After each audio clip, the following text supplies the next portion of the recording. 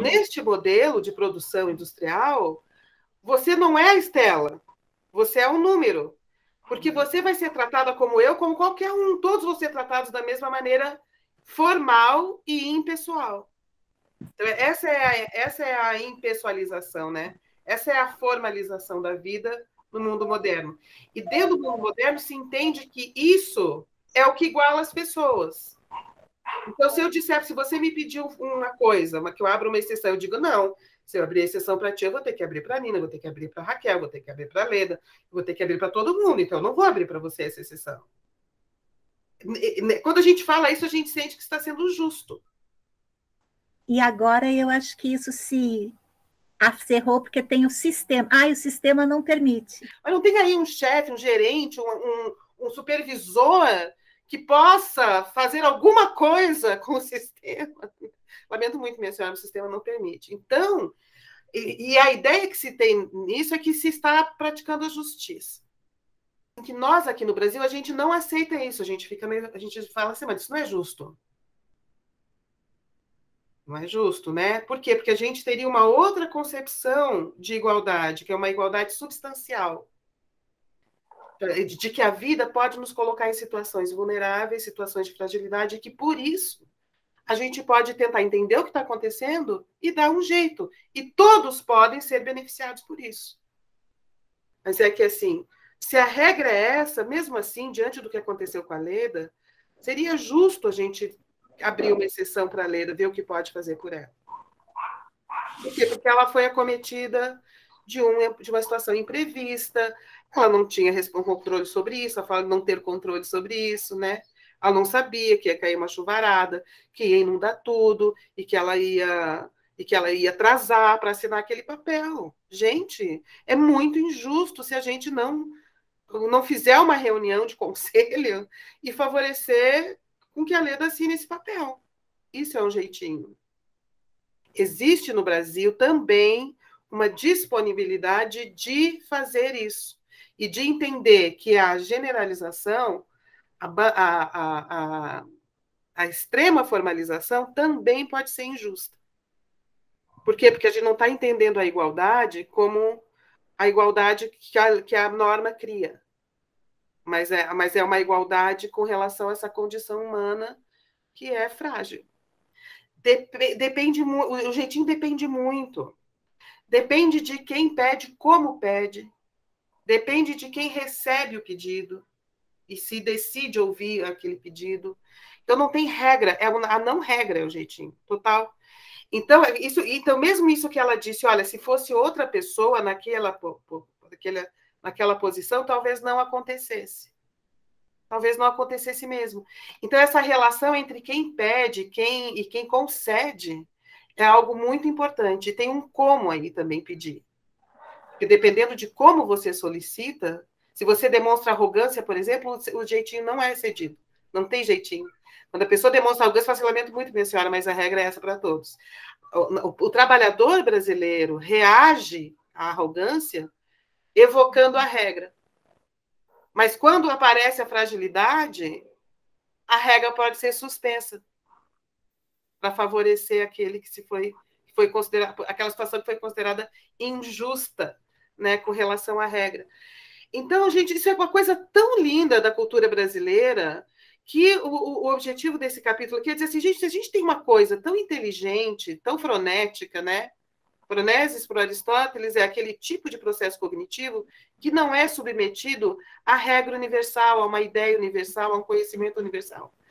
E que é um tipo de conhecimento e decisão, processo cognitivo e decisão que se toma, que só pode ser compreendida naquela situação, para aquela situação. É a temperança, que a gente chama de temperança, né, Fronesis? E aí ele diz assim, o sábio não precisa saber de filosofia, ou seja, não precisa pensar nas regras gerais, não precisa tentar chegar nas verdades, né, últimas e tal, os princípios universais. Mas o sábio não precisa, o sábio é o que pratica a fronese, ele pode só praticar a fronese, que é isso, né? Mas o filósofo será um péssimo filósofo se também não souber praticar a fronese. Então, é exigido do filósofo, sabe? E só que a filosofia, nossa filosofia, a filosofia oficial, cresceu da fronese. É tudo em cima de ideias gerais, regras gerais, discursos gerais, sem fazer a conexão com a situação, né? Então, o tempo todo a gente trazer, por isso que também a filosofia do jeito é uma filosofia da situação, né? A gente reforça tanto a situação, e por isso que é tão difícil julgar uma situação. Porque a gente sempre julga tendo em vista um outro momento, uma outra história, ou regras gerais. Mas na hora que você entra na situação e contacta as forças que estavam ali, né, formando ela, você vai ter outras ideias. Eu acho, Raquel, que isso tem um pouco a ver com aquela coisa que você falou quando a gente fez o trabalho da fofoca, né, a oficina da fofoca. Você falou assim, não, eu não vou contar porque eu não sei como eu serei julgada sobre isso, né? É isso, quer dizer, eu não sei se as pessoas vão ter o conhecimento fonético, né? Vão ter esse tipo de processo de conhecimento, são capazes de entrar nas forças da situação, entender as forças da situação e o que aconteceu, sem me julgar com base numa ideia geral, numa ética geral, num princípio universal e tal. Então, eu prefiro não me arriscar, porque eu não confio que as pessoas possam, todas as pessoas desse grupo possam entender desse jeito, entrar nas forças da situação, né? E a tese que eu defendo aqui nesse livro é que, na cultura popular, a gente, pelo jeitinho, tende a cultivar esse tipo de processo cognitivo e de ética, de tomada de decisões, que, infelizmente, é malhada o tempo todo. É malhada o tempo todo, porque toda a mídia está o tempo todo dizendo a culpa é do jeitinho. Tudo deu errado por causa do jeitinho. Tudo deu errado por causa do jeitinho. Porque querendo o tempo todo conduzir o Brasil conforme um certo ideal de sociedade. Enquanto que o mundo contemporâneo, a filosofia contemporânea, as empresas do mundo contemporâneo, as escolas contemporâneas estão tentando cultivar nos seus alunos o processo, o momento, a circunstância, a situação, aprendizado por projeto, nananana. E a gente tem isso no Brasil totalmente desperdiçado. Você imagina uma cultura, gente, que pegou a Afronese assim, isso é cultura, isso é nosso. Vamos cultivar isso? Isso o Brasil tem potência, né? Isso acontece de alguma forma na cultura popular brasileira, de um lado, mas por outro lado também vivendo um processo difamatório terrível. Então, o que eu vou defender aqui nesse livro é que nós temos algo da cultura brasileira que é lindo e maravilhoso e que a gente desperdiça por puro viralatismo. Que não consegue olhar com bons olhos essa competência humana que no Brasil é afirmado como cultura, como um modo de conhecimento nosso. E aí nós temos aqui o jeitinho brasileiro e esses mesmos intelectuais que falam dessas coisas nos seus textos falam mal do jeitinho brasileiro. Assim, a incapacidade que nós temos de valorizar a cultura brasileira naquilo que ela tem de bom, porque tem muita coisa terrível. Tem bolsonarismo no Brasil, gente. Que é o contrário, eles não dão um jeito. São incapazes de dar um jeito. De dar um jeitinho. Eles dão um jeito, mas não dão um jeitinho, né? Porque a relação ali são relações de favor, relações de rabo preso, relações de levar vantagem, que é o contrário do jeitinho. Tudo isso é o contrário do jeitinho. O jeitinho é mais democrática, mais inteligente das nossas práticas e ela é difamada continuamente, né? E é uma das características que a Lívia Barbosa ela mostra quando ela fez a pesquisa do jeito dela, que é assim, se você não consegue chegar no outro emocionalmente, você não consegue produzir uma emoção, né, um movimento, uma disponibilidade, você não atinge a emoção, você não consegue um jeitinho. Então tem um jeito certo de pedir o jeitinho, que é criando essa intimidade, essa empatia, sabe? Essa vontade de ser solidário. Claro que nada disso vai eliminar a regra da história, vai ter regra, tem lei, tem tudo isso, tá? Não elimina. A regra existe para a gente poder identificar a exceção. Você não tem que entendeu? Tem a regra, você não tem trabalho com a regra. Ok, a regra é essa. Então, o não trabalho cognitivo que você precisa ter com a regra, você tem com a exceção. A regra me ajuda a entender a exceção. E pensar sobre ela, usar a inteligência. Então, na hora que fala, lamento muito, a senhora, mas o sistema não permite, isso é a burrice. É a cultura da burrice, a pessoa não vai pensar. o mecanismo da irresponsabilidade, porque a pessoa não vai tomar decisão. Ah, não, sou eu que não posso fazer, minha senhora. É o sistema que não permite. Ou seja, é uma cultura da irresponsabilidade. Ninguém responde por nada. É o sistema que não permite. A cultura brasileira ter dito, não, isso é esse processo cognitivo, vamos afirmar como cultura, vamos cultivar como cultura. Isso é tão incrível. E aí vem a segunda questão. Por que então é tão mal falado? Por que a gente não abre o jogo? Por que a gente não assume isso? Por que vamos estudar? Vamos colocar isso na frente, no meio da roda. Olha, gente, isso daqui, ó. Porque, olha só, a Lívia Barbosa estudou como antropóloga, ela foi ver nos jornais quando é que começou a aparecer a expressão jeitinho na literatura. Ela faz uma varredura assim, nessa questão, né? Então, ela vai dizer assim, que existem outras práticas no Brasil que não são jeitinho, inclusive elas têm outro nome, né? Então, suborno, levar vantagem, sabe o que está falando, sabe com quem você está falando, lei de Gerson é levar vantagem, né? Sabe com quem está falando, rabo preso, são todas práticas da cultura problemáticas, né? E que não podem ser comparadas com o jeitinho brasileiro. Mas por que ela tem essa segurança de dizer que não podem ser assemelhadas, dar um migué, por que elas não podem ser comparadas com o jeitinho, né? A base da Lívia Barbosa para dizer isso é como surge a palavra, como surge o jeitinho, né? Quando é que surge? Justamente quando dentro das instituições modernas se dá um jeitinho, ou seja, se desrespeita uma norma para favorecer uma situação, uma exceção, diante da fragilidade humana, né? Diante da vulnerabilidade, diante do imprevisto. Então, é nesse contexto que surge jeitinho brasileiro, certo?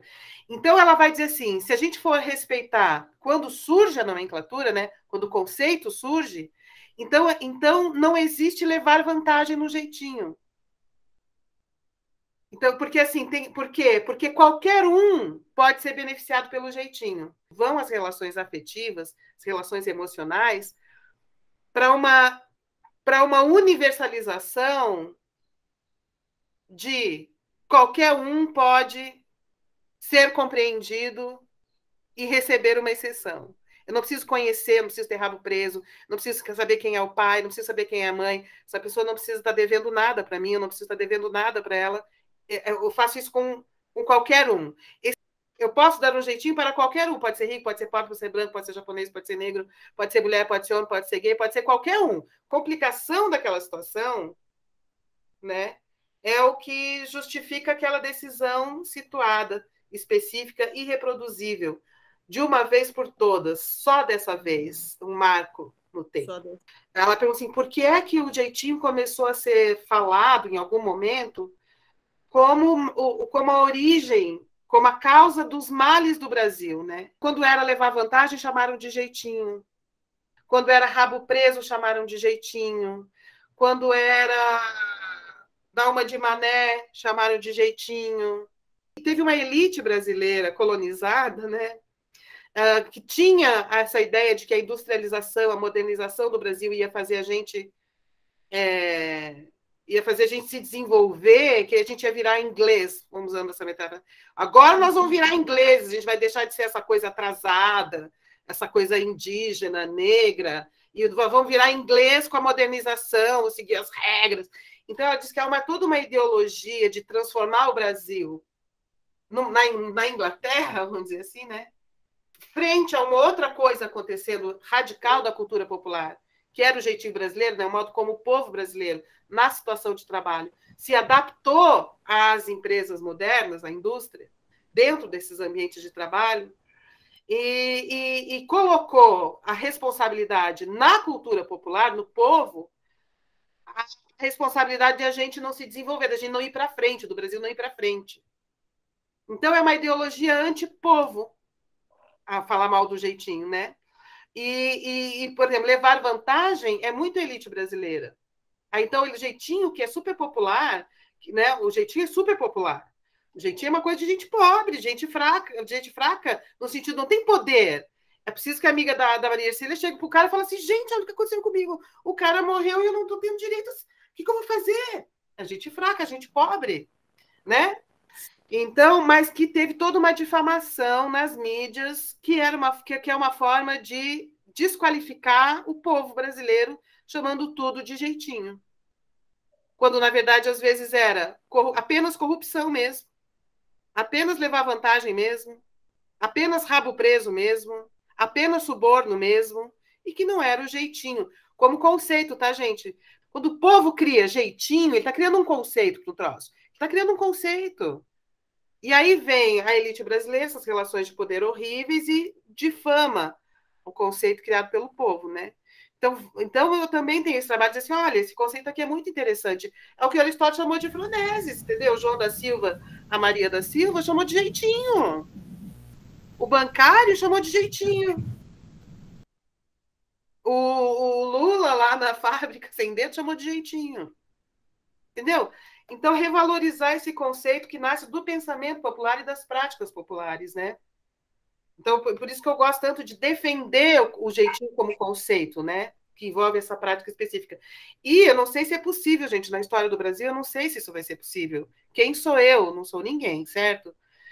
Assim, de separar o jeitinho do levou vantagem, separar o jeitinho do suborno, separar o jeitinho do rabo preso, separar o jeitinho das relações de dívida. Outra coisa muito importante que ela cita, relações de dívida. Aqui no Brasil tem relações de dívida. Ah, eu fiz isso pelo seu filho, agora você faz isso pelo meu neto.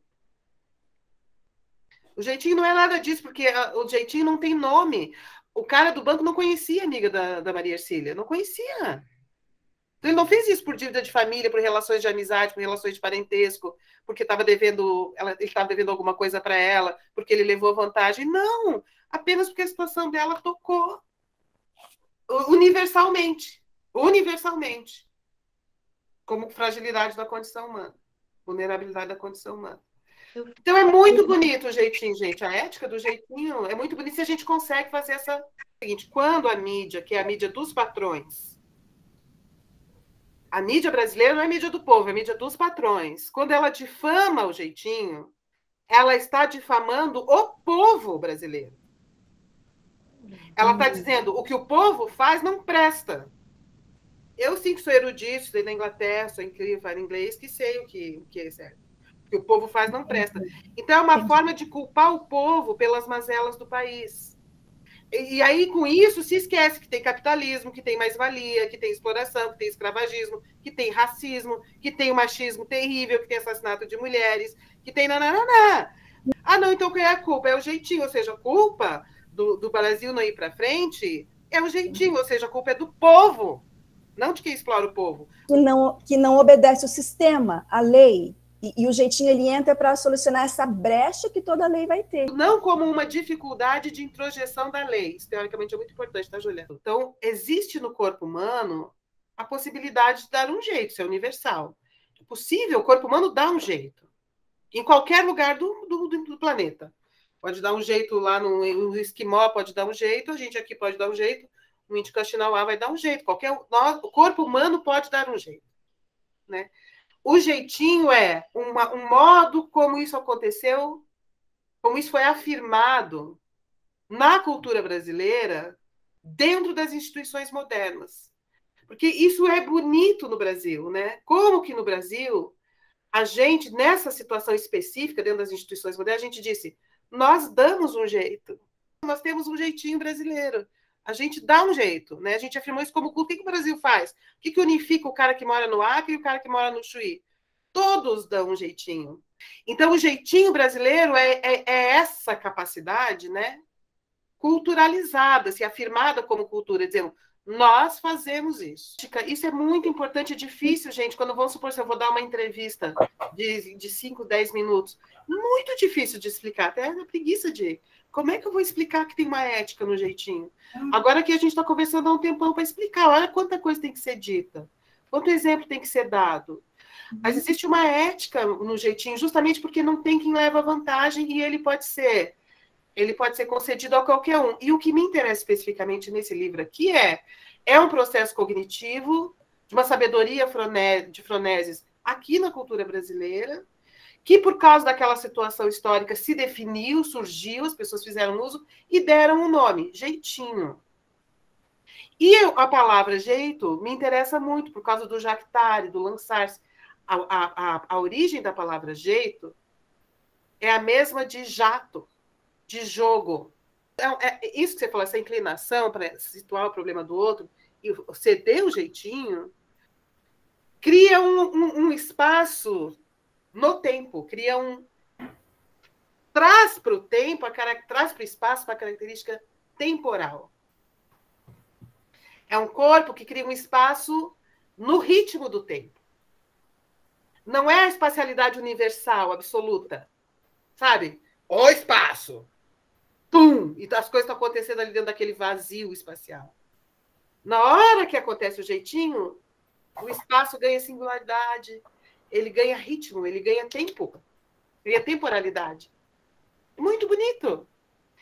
Espacialidade, posição, composição, direção, destino, lugar no mundo, né? Lugar na relação.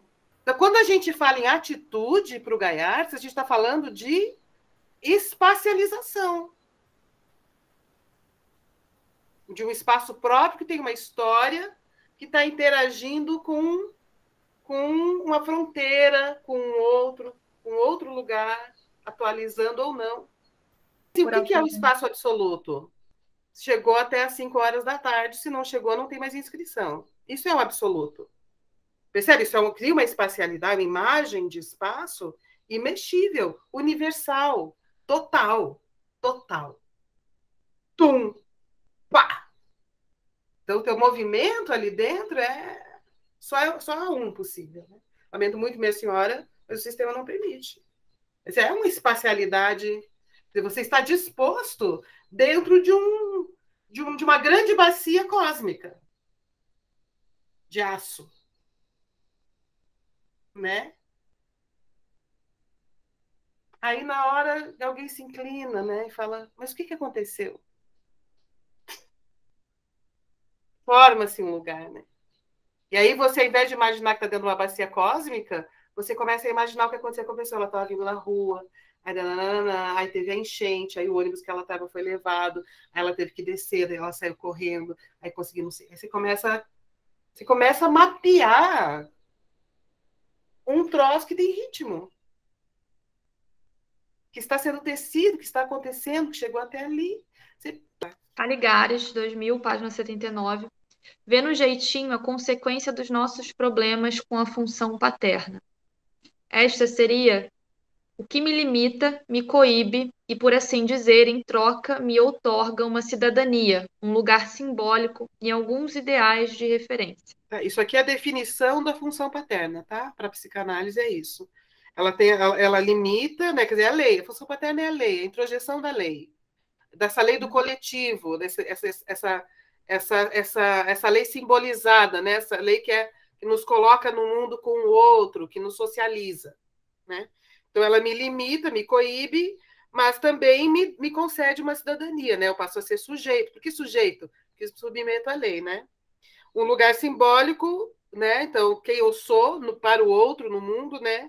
E alguns ideais de referência. Quer dizer, a lei ela é fundada em ideais que eu venho chamando também de visão de mundo, imagem de futuro e utopia, né? O autor elabora essa ideia com base na experiência do colonizador e do colono, que ele propõe serem figuras retóricas dominantes do discurso brasileiro. O colonizador teria recusado a interdição usurpando o poder do pai para gozar sem limites a mãe substituta, a terra brasileira. Veio, ao mesmo tempo, demonstrar a potência paterna e exercê-la longe do pai.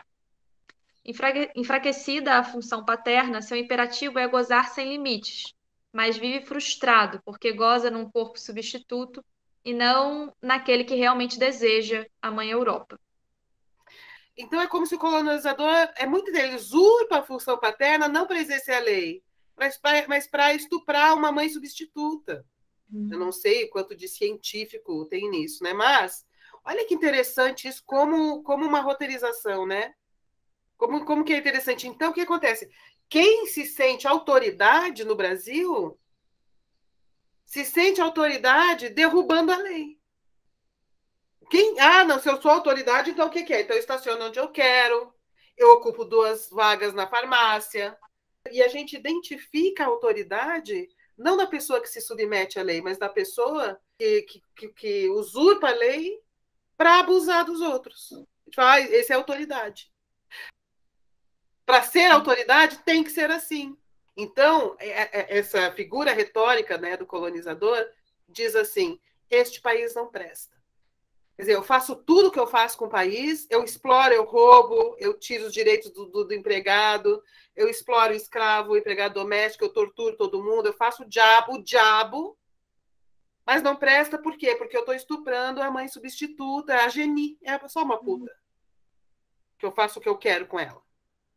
Então, esse país não presta. Então, embora enriqueça, acumule, use a autoridade para exercer o gozo e não para reforçar a lei, tudo isso que a psicanálise teoriza, né?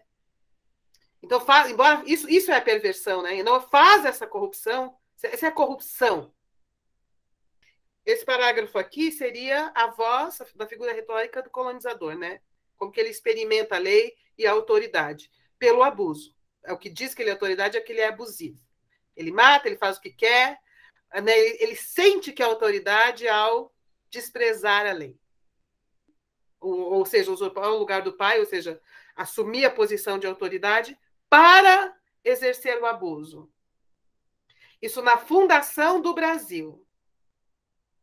Mas, se a gente for ver nas práticas do cotidiano brasileiro, esse pai é abusivo. Ele mata as suas mulheres. Ele espanca as suas mulheres. Feminicídio no Brasil é horrível. E agora chegou no Estado. O Estado abusador agora está no auge. Está no auge. Ele é patriarcal, ele é racista. Então, que o jeitinho viria dessa desconfiança com relação à lei. Então, seria tipo um paliativo, uma pena, é melhor a gente voltar a confiar na lei, né? Mas eu não vejo por aí, não vejo desse jeito, embora tudo isso que ele está falando antes aqui é muito interessante.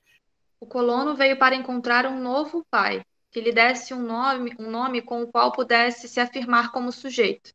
Ele não vem fazer gozar a América, mas na América se fazer um nome. Procura aqui, numa outra língua, um outro pai que interdite, certo? E de repente o reconheça. Mas ao chegar, encontrou um colonizador que vivia sob o imperativo do gozo e que traiu suas esperanças, transformando-o num escravo, num corpo e não num sujeito. Ambos teriam problemas com relação à filiação, um rejeitando, outro desconfiando. Mas assim, o pai da minha família é de uma colônia alemã, então é colono mesmo, que veio no final do século XIX, e pá, né?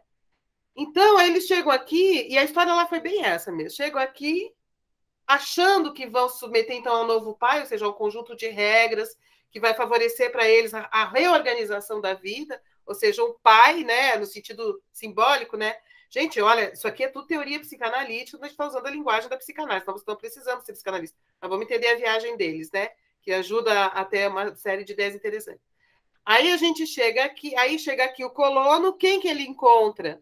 Um colonizador que transforma esse colono num escravo. Porque foi o que aconteceu com muitos, aqui em São Paulo, com muitos colonos italianos, foi isso. Eles foram colocados nas fazendas como escravos. Então, eles percebem que esse pai é abusivo, né? E que a autoridade é abusiva. Então, ele diz assim, enquanto o colonizador, o espírito de colonizador que habita em nós, o espírito colonizador que habita em nós, diz assim, se eu sou autoridade, serei abusiva. É isso que testemunha a minha autoridade. Pensa isso, o colono que habita em nós é assim, desconfio da lei. Se vem em nome de autoridade, será abusivo. Então, é interessante isso, né? Então, ambos teriam problemas com relação à filiação. Um rejeitando, porque usurpa para poder abusar, e o outro desconfiando, ou seja, se é autoridade, desconfio por princípio. Vai ser abusivo. Não posso confiar na autoridade. Não confio na lei. Porque a lei está aí, é um disfarce para me abusar. E eu peço que vocês em casa releiam esses 2 parágrafozinhos e se situem com elas. Tentem identificar se há em vocês, né? E se isso tem alguma relação com a história da família, como que você vê a autoridade, como que a gente lida A referência paterna, então, não se realiza na esfera da lei, mas no imperativo de um gozo sem limites.